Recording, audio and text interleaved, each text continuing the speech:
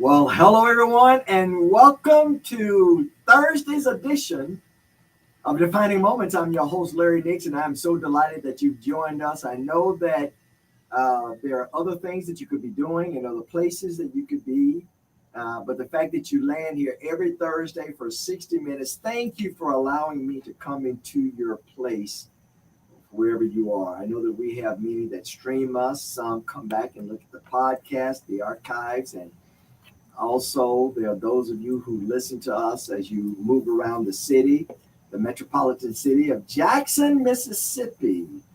We're grateful for that. We have a lot of delivery drivers who respond back to me and say, man, the program that I'm in the marketplace. And I'm grateful for that. Being inspired. And that's why I take prayerful time to consider who I would have on as my guest today. Let me say that we certainly are very considerate of those whose lives have been ravaged, who have been affected by the fires in Hawaii and other places of our country and even other places around the world. I often say this, that it may not know anyone, but that person who's been affected God, they're somebody's aunt, grandfather, brother, sister. And because whether we agree with it or not, we're all one body and we're all in the same boat. And the preacher said to me years ago, 30 years ago, preacher, we're all in the same boat. And if the boat springs a leak, whether it's in the front or in the right or the back, he said the left or the right, he said, unless we work together to stop the leak, we're all going to go down together because all of us are in the same boat. And so let us be prayerfully considerate of those that have been affected by loss, those who have been affected by floods and tsunamis and tornadoes and hurricanes, and, the drought. You can't forget about farmers. Boy, so let us just be prayerful not only of those persons that live under our roof, that bear the same last name as we do, but let us expand our prayers to include others that we may not know. You say, well, I don't know them, but the Lord knows, and He listens to prayer. If the person that you see on my right, your left, looks familiar, that is because she is a encore guest, if you will. Shanda Roby, attorney Shanda Roby. She was a guest of ours several weeks ago on Defining Moments. She is currently president of Real Christian Foundation. She has an incredible resume, body of work of such a young age. You would think that someone with this work of hers would be 75 years old, but God has placed a lot inside of her. I've always said this, that God has placed at least one gift or talent inside of us. There are some that He has placed multiple talents and gifts because He has a desire for them to do expansive work. Shanda is that person that God has given multiple gifts, and she seems manifesting them and facilitating them out very well. Shanda, welcome back to Defining Moments. Thank you for having me back. You're back because back by popular demand. I want to say that. I knew there would come an opportunity for me to say it, but people responded well. They enjoyed hearing of your story, of your testimony, of your journey. And then also one area that we did not get to that I really wanted to get to, and we'll spend some time on that today. We'll catch people up on your journey and those of you who are tuning in for your meeting, Shanda, that we'll talk about our testimony, but I really want to talk about Real Christian Foundation and a particular challenge you have out in the community, and those partners and those collaborations that you really want to encourage to get involved in supporting Real Christian Foundation and a grant that you have received. It's kind of a matching grant of sort. I want to talk about that. But listen, even though you're back here, I want you to introduce yourself in your own words. talk about your journey, give people, bring them up to speed about your journey, and which is of sorts of your testimony. Thank you so much. Thank you again for having me. I want to see if I can give my the microwave version of my life. That's all right. Yeah, if you will. So my name is Shanda Roby. I'm from Minnesota, and Mineral, Mississippi is south of Jackson, Mississippi, and about, rural of Mississippi. that's right, about 45 minutes south of Jackson, the big town that has about less than maybe 3,500 people. But we are in Simpson County, and I am Utah. I went to Mendenhall High School and graduated. I went to Hines Community College and then Ole Miss, and I stayed at Ole Miss for law school. So I worked as an attorney for maybe the first decade out of college, and then I began to ask God what I needed to do, where did I go from there? Because my plan was always to do something something in business, but I wanted to make sure that I had the experience and to give value to the fact that I had a law license. And so it was one of those moments in my life where you just realize if you don't change something now, nothing's going to change. So after 10 years of doing that, I realized, well, I've learned some things, I've had some light to do some other things. And I guess the time is now. Also, going to just be saying one day, one day, one day. And so the thing was, I didn't know where to go from there, what to do. And so I've been praying and talking to people, asking people's advice. And I would even ask people, so what do you see in me? What do you see me doing? Just kind of trying to get an idea. Because sometimes people can see things you can't see. And you talked about having multiple gifts. I thank God I do feel that I have more than one gift. Sometimes that can be challenging, actually. If you have the one gift, that's the path that you're supposed to take. You have choices. Sometimes it can be difficult trying to figure out what to do. And you would think you would have even more options, but sometimes it makes it even more confusing. And so there are so many things that I could do that I would be happy doing. And it's hard to pick just one or just two. And then also, I think that era was still one where it made it seem like you pick a job, you pick a career, you do that for the rest of your life, and you retire. And I feel like that's not the case now, and it's been changing for several years. But at that time, I really felt I'm supposed to just have one job, one career path, and that. And what I've learned since then is that you can have multiple career paths, and there's nothing wrong with that. You can do multiple things at one time. That God can have more than one plan for your life. That there's more than one season. So in one season, you may be doing one thing, and you may be a long season, maybe a short season. And then in another season, you may be doing something else, and that's okay. Let me say this, a couple of things. And I said earlier that in one post, I said the very thing that you were challenged by growing up, God has placed you uh, in that ministry to help alleviate for other people. Okay, talk about your rearing and the challenges that you had, because I'm interested.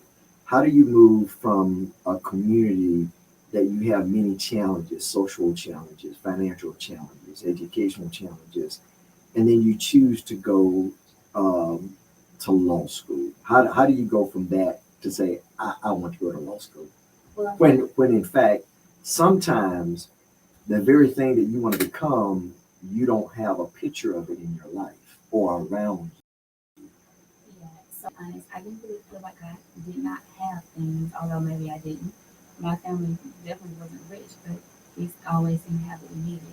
But looking back, it was definitely more low income, low middle income family in rural Mississippi. So all the challenges that go with being in a rural place. But the things that were always emphasized to me were God and education. And so that was my foundation, God and education. And so it was always talked to me about you're going to school to do something, to go somewhere. And so that was always what I was striving to do. And then as I began to know God for myself and have my own relationship with God, the things that made God happy, that made God and just wanting to do my best.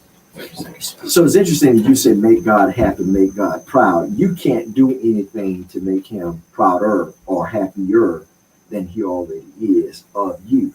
It's not based upon what you can do, it's based upon what you've done. Now, interestingly enough, is that if it is possible, I've learned that if there's a way to make God prouder or happier, is that we live within the purpose that He has called us. Amen. You know, and that's where we find peace. Ladies and gentlemen, Shanda Roby, attorney Shanda Roby, president of Real Christian Foundation, is my encore guest today on Defining Moments. And I tell you, you're going to be blessed by her testimony and what she has to share. Hello, Aunt Dean from Atlanta, Georgia. Good to see you. We'll be right back. More Defining Moments in just a second.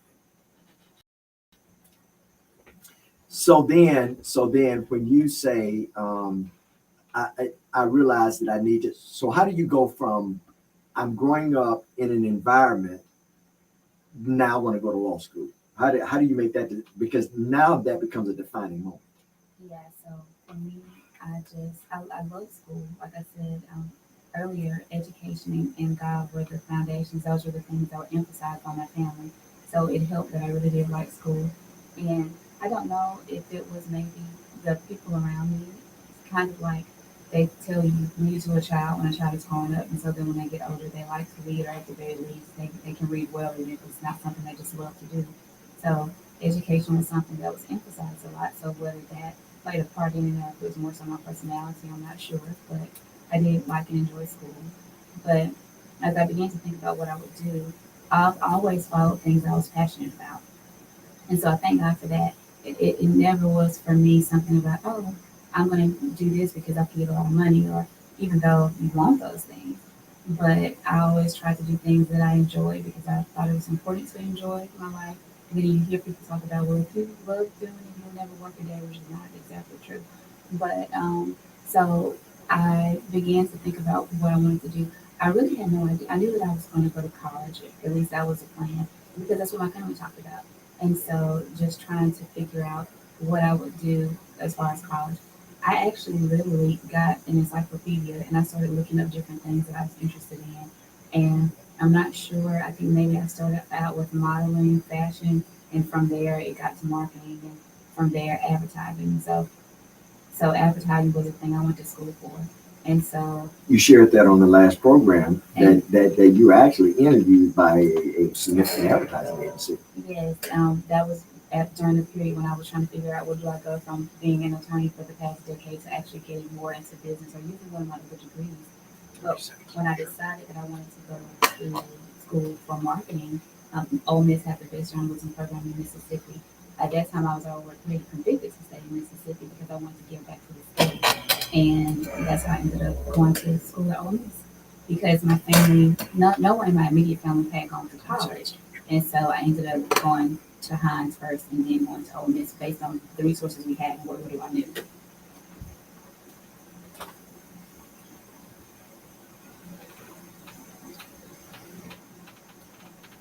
Welcome back to Defining Moments. You know what? I have a phenomenal producer, boy, Austin. I won't give his full name in case the FBI, the CIA is chasing after him, but he does a phenomenal job, as well as my social media director, Bernard. Boy, they work behind the scenes and they do a phenomenal job. And I know I don't say it often enough, but I'm gonna say it. Thank you. Appreciate you, man. Appreciate both of you, Austin and Bernard. So, how important? Because picture you now, you're degreed up, you're an academician. How important is it for parents to be involved in the decision making, or at least the affirmation process of their children or their grandchildren, as opposed to just let them do whatever they want to do? I think it's so important, especially when I look at my life. My grandmother, Curtis Camper, from Mississippi, she's no longer living, but she was so encouraging, just such a staple, and so was my mother, Crystal Roby, who is still living. They really encouraged me to do my best. That was the first thing. To be obedient, that was the second thing, because that connected to the God Foundation. But so as I began Repeat that again. Those are good nuggets of wisdom. The God Foundation, and so God and things that are emphasized in my family. Do your best. Do your best, be obedient, do what you're supposed to do. Those are things that were emphasized. Even my extended family, for people who know me, who are listening, Jewel Floyd, James Floyd, those are my great aunt, great uncle. So many people in my family who always just emphasize just doing the right thing. And so that was that was my background, and it encouraged me to try to do the right thing. But also because I knew if I didn't, I was going to have to anxious with these people. But I enjoyed school and just trying to figure out what to do. As I said earlier, when you have different options, it can make things difficult. But as I began to talk to people, so once I believe the last thing I was talking about was going from being an attorney to where I am now. And so just trying to figure out, okay, what do I do next? Praying about it, seeking God, and just one thing led to another. And I realized, okay, that is constant in my extracurricular activities again, because I'm always trying to follow things I'm interested in, follow things I'm passionate about. I found out I was spending a lot of my time working with nonprofits, even mostly being on the board. So there were these different boards I was sitting on outside of the things that I was doing for work. I was really enjoying being a part of those organizations. And so that is something that helped me just kind of zone in on, okay, well, are there things that I could do to actually work for a nonprofit since I seem to love that work so much? But it may sound easy and simple. I'm simplifying it a lot in the time we have, but it was really confusing. It was really hard trying to figure out what to do from here. And sometimes when you're trying to find your purpose, trying to find your path, it can be difficult. I will say this to answer your question earlier about my parents and my grandparents, my grandmother rather. It was my mama was very encouraging about letting me just supporting me in the different things I wanted. So the foundation of God was established, the foundation of education was established. And I just kind of flourished in that. And so if I wanted to be a part of something at school or extracurricular activity, whether my mom had heard of it before or whatever it was, she tried to support that if she could. And so I had a chance to be in a lot of different things, to participate in a lot of different things. And those things helped to grow me. And so I think back sometimes and I think my poor mama, because I had her everywhere and everything, but she did it. And there were very few times where she would say, yeah, try to talk me out of something. When I said that I was not going to be an attorney full time and I wanted to do nonprofit work full time, that was one of the few moments that she was like, wait a minute, what are you doing? At this point, I'm an adult. But still, she was just like, what are you doing with your life? And she was really fearful because for a family that you have a child, well, for a family who hasn't does go to college and get a college degree, and then it sounds like they're going backwards. It's kind of like, what are you doing? Made it out, you, surpassed all the statistics and you've arrived, and now you're going backwards. And so I can understand why that was scary. But like I said, I had been praying the whole time, and I just really wanted to do something I was passionate about, and I just really felt like I wanted to try. Did you feel a certain burden, if you will, that you needed to stay in that sphere or that course or that vein, that trajectory of being an attorney, and just as you owed it somehow to investors or your legacy? Definitely. When I was in law school, I actually wanted to quit. So I was in law school, and like I said, I was the first person in my immediate family to go to college. People in my circle, I had arrived somewhere that it's not personally. Um, I didn't know anybody who had gone to school at Ole Miss. At the time, even in choosing to go to school at Ole Miss, I didn't know a lot about it when I made the decision, and I began to learn. In some ways, I feel like it's like I lived in a box is the best way I can explain it because our family very much kept to ourselves. I can't even explain it other than to say that I honestly feel like God sheltered me in the first part of my life because it's in some ways, even though again, we didn't have a lot of money, but I didn't lack for anything. But it very much was very storybook in a lot of ways, just my life and the things that God sheltered me from and kept me from. And I feel like He was nurturing me and growing me even then to prepare me for the things that He wanted me to do. But in law school, I had always been a top-notch student, and after the first semester, I wasn't at the me probation because I was struggling and it was so disheartening. It was so discouraging. I felt like, what is going on in my life? I'm not used to this. And I actually considered doing something else. But I did stay, and thank God that I did. And there were two major things that made me not quit at that time. Well, I guess three. One is I'm not a quitter. So I'm the type of person, even though sometimes it's not good, I just kind of stick it through to the end. And sometimes it's good, sometimes it's bad. Two, I didn't have a plan. I kept thinking, well, if I quit, what am I going to do? And I couldn't figure that out. I couldn't answer that. So I just stayed. I stayed a little longer, and before you knew it, I was graduating. And then the third thing is, what am I going to tell my family and my friends? My my church family back home and my family, they were all saying, "Oh, she's going to school just want to be a lawyer." But I showed these people if I don't go to law school. And so I could, well, yeah, I'm not going to do it because of this, because there was no this.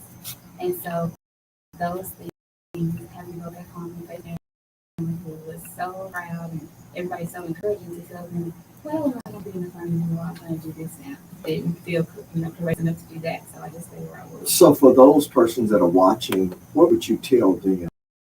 It may not be school. It may be about a decision. It may be about a relationship. It may be about a business opportunity that they're struggling now, and it's hard for them, and they don't have peace about it, or they feel that they don't know what's going on. How would you encourage them to stick and stay and to really center themselves, and they feel like giving up? What would you tell them? I want you to look at their campaign to encourage them.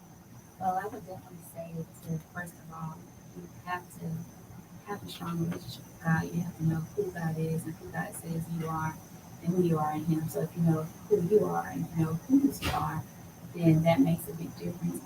But even then, you still have to encourage yourself. And so just going back to the Word of God and just taking some time to meditate on what God says and look up verses about hard times, look up verses about depression, peace, whatever you need. Try to find that stability to know what direction to go in.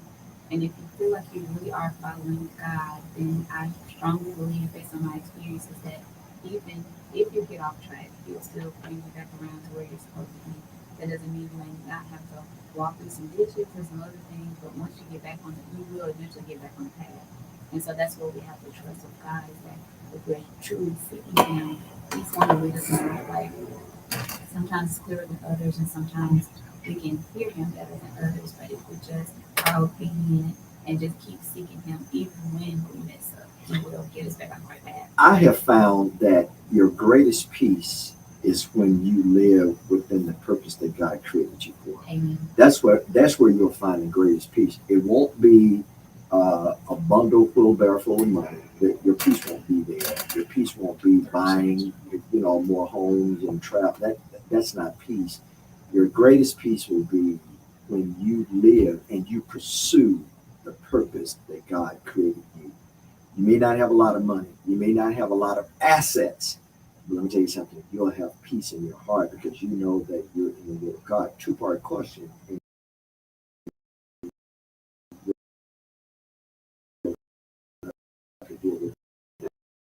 On the other side of the first break. Number one, parents want you to follow to a parent of their career path, and you got how you facilitate moments. We'll be right back.